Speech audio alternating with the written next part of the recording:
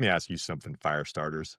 Have you ever met someone and immediately felt like the universe reached down, grabbed your face, and said, "Yeah, that one. Clear your calendar, my dude." Or maybe instead, the universe slaps you with heartbreak while they pranced away humming Christmas songs like you weren't having an existential meltdown. Now, astrologers would swear this is your zodiac compatibility playing out like some kind of cosmic soap opera. The science says it's familiarity, pattern recognition, and attachment all firing off in the holiday lights, baby. It's your subconscious saying, I recognize that flavor of chaos, and I like it. But today, fire starters, today we're going to mix both worlds, the psychology that we know affects attraction and the astrology that people swear shapes their dating destiny. I'm going to show you how to use your sign's natural flavor of charm to get the girl or the guy, even if your signs aren't compatible on paper. Because chemistry doesn't care about paperwork. It cares about electricity. And here at Plant the Spark, baby, that's all we have. Electricity. Come on now. Stick with me, because later I'm going to reveal the single question that makes a Pisces melt and a one-phrase guarantee to turn that Aries on, regardless of your own sign. And I'm even going to share the legendary story of how this June Gemini, yeah, me by the way, once spectacularly imploded a relationship with a Capricorn. It was the best, most beautiful disaster you can imagine.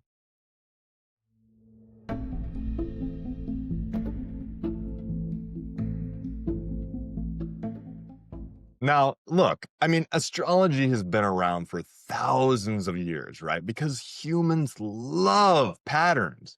We are hardwired to seek stories that explain the inexplicable. I mean, this is the same reason that we're totally into like fantasy movies, Lord of the Rings, stuff like Stranger Things, right?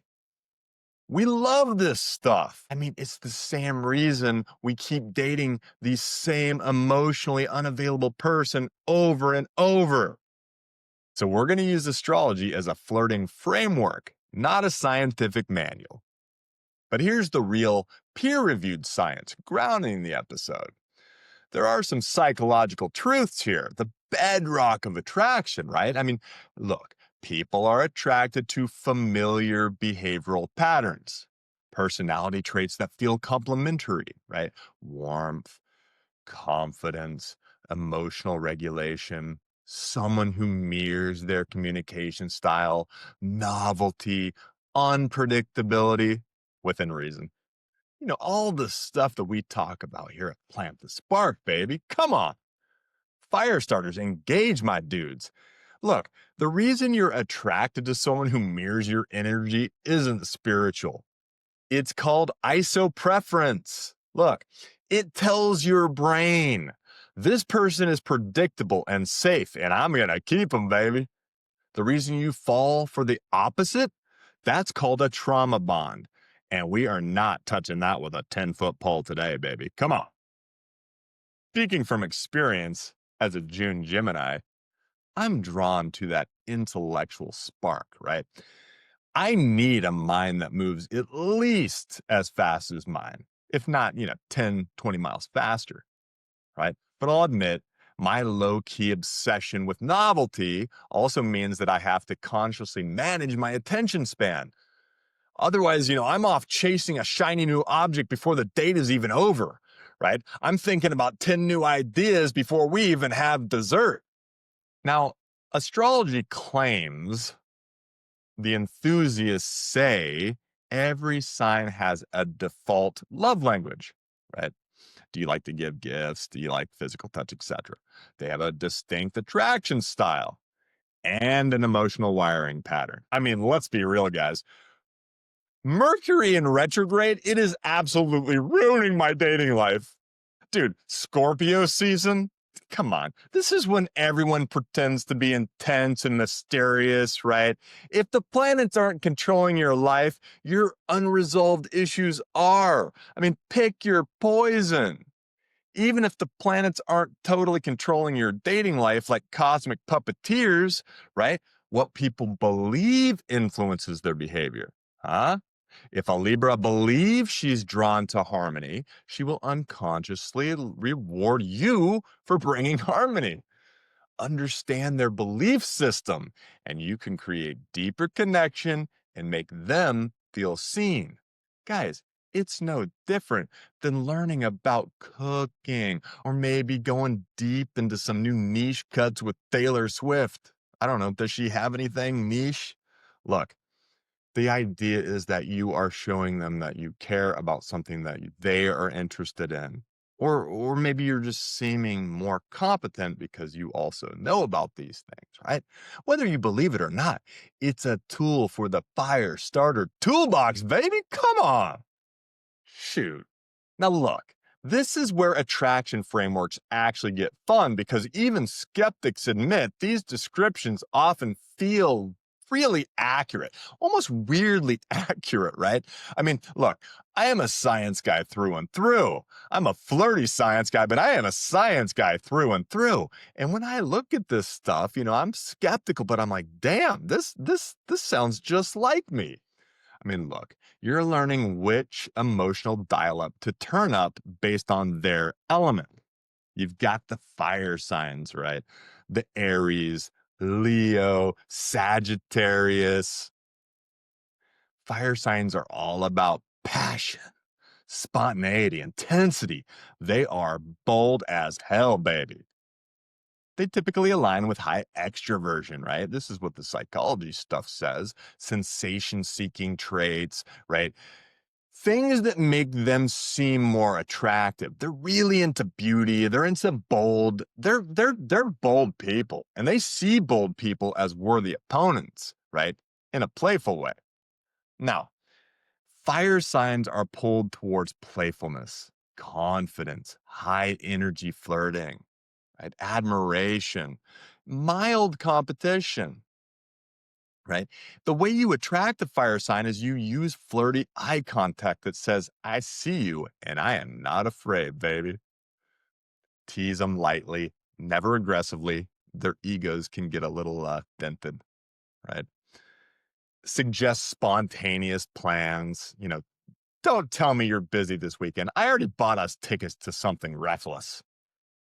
Match their tempo, right? I once dated an Aries who immediately tested my boundaries. Immediately, right? She said, I bet you can't be quiet for like 60 seconds. And I mean, this was a good bet on her part. I'm a Gemini, I'm ADHD, and I'm a little bipolar. But I did it. She melted. They crave a man who holds his frame, baby. Come on. Easy test. Then you've got the air signs. You've got the Geminis. You've got the Libras. Woo. And you've got the Aquarius. Speculation. Look, air signs fall for the mind first. But I can tell you, my dudes, that is something that hits me really hard because I love a brilliant woman. Look, psychology says we map high openness and verbal intelligence, which, are scientifically attractive traits, right? I mean, the brain is the primary erogenous zone for these people. And they're right. Now, what do air signs want? They want intellectual spark. They want humor. They want to keep the conversation going. They want it moving. They want emotional independence, but they also enjoy relationships. They just want independence within the relationship, baby. Come on now. You know what I'm talking about. If you want to attract one of these signs, look, you have got to lead with curiosity. If you had to teach a college course right now, what subject matter would it be? What's something deep that you're into? Right? Use witty one-liners. They love this stuff. Keep the conversation playful, not heavy. Have opinions. Blandness is the enemy with these signs. And don't overdo it with them. They can tell desperation, right? Hey, why is a good conversation a biological attraction cue? Because verbal dexterity signals competence, your ability to think fast is sexy. When you make an air sign laugh, you're basically giving them the emotional massage. I mean, as a Gemini, I know this. If you can't keep up with my 3 internal monologues, I mean, we are done before we even get to coffee, let alone dessert. And then you've got the water signs. You've got Cancer, you've got Scorpio and Pisces, right? These dudes feel everything. And I mean, they feel it deep. Psychology says this resembles high emotional attunement, right? And sensitivity to relational cues. They need safety before they can unleash the Kraken, baby. Now, water signs look for safety and emotional consistency, someone who listens, slower pacing, sincerity, right?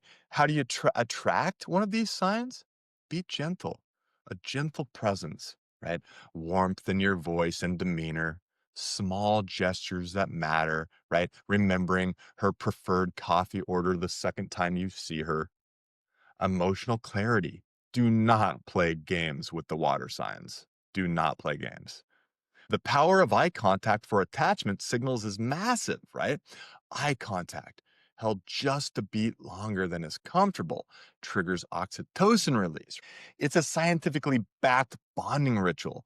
You want to use this with water signs, that calming, emotionally present presence. And then you've got the grounded earth signs, right? Taurus, Virgo, Capricorn. Like these are the ones that normally I cannot stand, but there is just something so hot about someone who's different than me, baby. Earth signs are grounded, right? They're sensual, they're reliable. Now, the science says that they align with high conscientiousness, stability, things like this, right? Traits really strongly correlated actually with long-term relationship success. I mean, these are the types that want a secure relationship. They want a long-term relationship, not the roller coaster. I mean, you go on a dating app and they know exactly what it is that they want. Geminis are over here, right? Sagittarius is over here. Not sure, right? See where it goes. And the earth spawns are responding to consistency, a stable vibe, right? Practical affection, emotional maturity. How do you attract an earth sign? I mean, it's pretty easy, honestly. Take care of your appearance. Like, you don't have to buy a bunch of like high quality clothing. Just be clean, put together, and smelling good. They want to see that you're putting in effort for yourself, right? Follow through when you say you will. If you say you're going to call it 8, then you better call it 8. Reliability is sexy. Plan real dates, not these fictitious sort of future scenarios that never happen. Show competence in some area of life. Now, why is reliability sexy? Because it signals competence and resource control. I, a Gemini, am naturally wired to be unreliable. And I once tried dating a Capricorn. We had some real electricity. I mean, it was electric, but she wanted stability. And I just wanted to know what the other 3 people at the bar were thinking, right? I mean, it flamed out, but man, the conflict was fun as hell while it lasted. I miss you, baby, but not really. All right, look. Here at Plant the Spark, I know all you little fire starters. You really want the practical sign by sign attraction blueprint. You want the practical stuff. I know how you roll. You want to go out there and you want to apply this stuff today. So here we go. I'm going to give you this in a fairly rapid fire way here. So pay attention. All right, pay attention.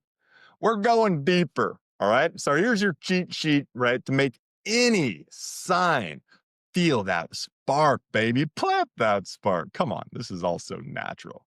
All right. Aries. Got it? Aries, the spark starter. They want fast-paced energy and confidence, right? They want challenge. So challenge them. Say something like, I bet you can't go an hour without talking about yourself. Now, when they succeed, you reward them with a knowing smile, right? They love the game, baby. They love the game. Aries are fun. Aries are fun. They're fun to play with. Gotta admit, they're fun to play with. You got the Taurus. These are your sensual traditionalists, if you will, right? Taurians crave comfort, stability, pleasure, right? Focus on their senses, soft lighting, good music, great food. They like their back touched, right? Tell them you smell amazing, not you look hot.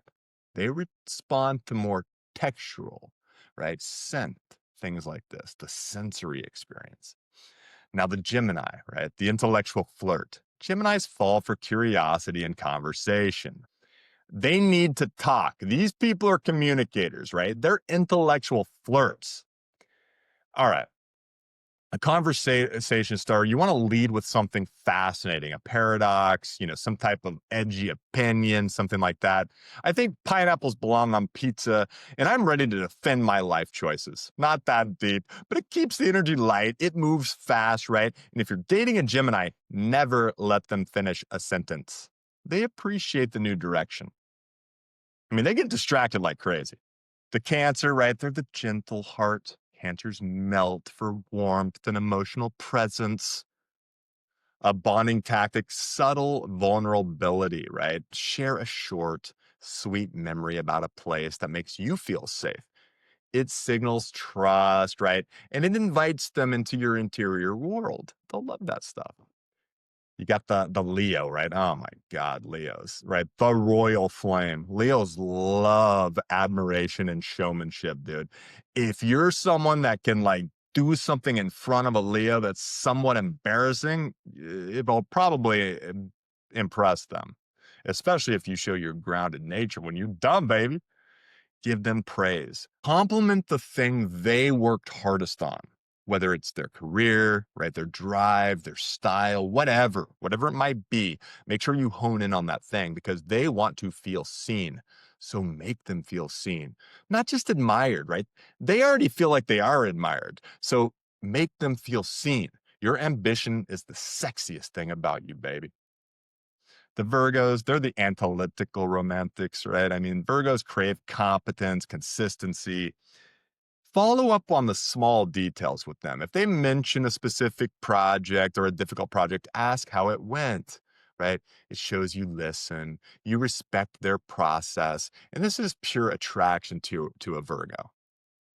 And you've got the Libras. I don't know why. I just love Libras, but Libras love beauty and balance and social harmony. I think it's because Libras are always so good to me. I don't know, take them somewhere aesthetically pleasing, right? Like a rooftop bar, an art installation, right? They are wired to appreciate beauty. I mean, with the Libra, your date choice is part of the seduction process, and you better make a good one. The Scorpios, intense mystery, right? They want loyalty, they want depth, they want passion. Don't overshare. Create slow intensity, right? Instead of talking about work, you ask, what's your biggest personal goal that you're working toward? Something like that, right? It's deep. It's not intrusive. You've also got the Sagittarius, the adventure lover. I mean, Sagittarius falls for humor and freedom. Be a spontaneous flirt, right? Tease them about the ridiculous plans that you want to do next year, like climbing an inactive volcano. They love philosophical tangents, big dreams. Your ambition, that is the turn on to the Sagittarius, my friends. Similarly to Capricorns, really, they love ambition. And so, what about the Capricorns? I mean, these are the ambitious protectors, right? Look, respect their time, respect their punctuality. They want structure.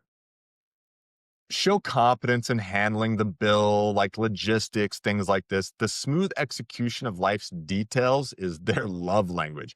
If you are competent and good at what you do, trust me, they will want you.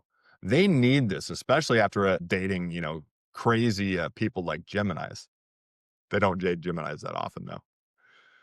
The Aquarius, the rebel genius. Yeah, right. Aquarians love authenticity and ideas. Talk about something weird you genuinely love, a niche hobby, obscure philosophy, right? Encouraging their independence and being genuine is key to the Aquarius. And then you've got the Pisces, right? The dreamy empath, if you will. Pisces fall for gentleness, art, emotional resonance, right? Ask them a melt question. Something, ask them about a song or a movie that makes them cry every time. Right. And yeah, you're gonna get a lot of answers about like Twilight, right? But it opens up the emotional resonance channel, right? Be gentle, be present with them. They need it. But we're not that compatible. How to beat the Zodiac. Compatibility is not fate, guys. It's behavior. Stop letting a diagram decide who you can or can't sleep with, my guys. That's up to you and her. That's up to her and you. Real compatibility comes from emotional regulation, the ability to repair conflict, communication style, shared values, and a secure attachment style. Look, I've seen astrologically perfect matches destroy each other because neither could apologize, right? I've seen a fire sign and a water sign make it work because the fire sign learned how to slow down and the water sign learned to speak up. I mean, my classic Gemini mistake with the Capricorn I talked about earlier was thinking spontaneous meant good. I mean, this lady wanted something fixed, right? She wanted very clear, obvious meeting times, clear plans. And I wanted a text from the airport, right? I mean, it's tough, but you have to learn that true chemistry means finding a behavioral compromise, not cosmic permission. Now, what do experts say? How do you actually hack cross sign chemistry, right? Well, use their elements communication style. You mirror back their rhythm, right?